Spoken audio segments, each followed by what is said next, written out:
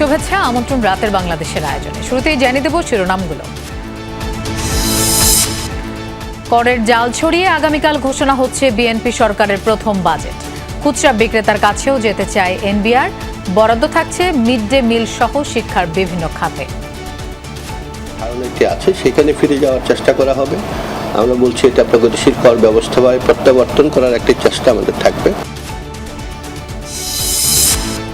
অর্থনৈতিক শৃঙ্খলা ফেরাতে ব্যবসা বান্ধব বাজেট হচ্ছে, সংসদে জানালেন প্রধানমন্ত্রী।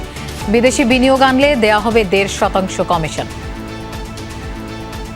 যে পরিমাণ ইনভেস্টমেন্ট তারা নিয়ে আসবে 1.5% তাদেরকে আমরা কনসালটেন্ট ফি বা কমিশন যেভাবেই আপনি বলুন না কেন সেটা আমরা তাদেরকে দিব।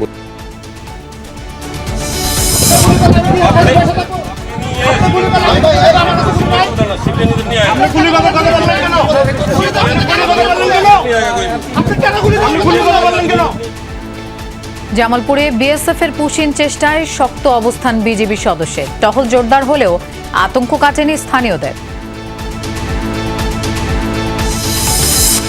6 শিশু মৃত্যুর ঘটনায় বাতিল হতে পারে 8 দিন হাসপাতালের লাইসেন্স। কর্তৃপক্ষের জবাবে সন্তুষ্ট হয়নি মন্ত্রণালয়।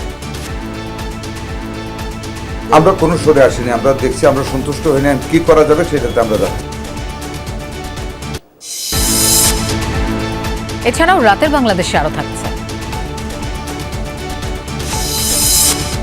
সোনিয়া মমতা বৈঠকের পর রাহুল গান্ধীর সাথে অভিষেক ব্যানার্জির সাক্ষাৎ নিয়ে নানান জল্পনা কল্পনা। তৃণমূল নেত্রীর কংগ্রেসে ফেরার গুঞ্জন কানাঘুষা।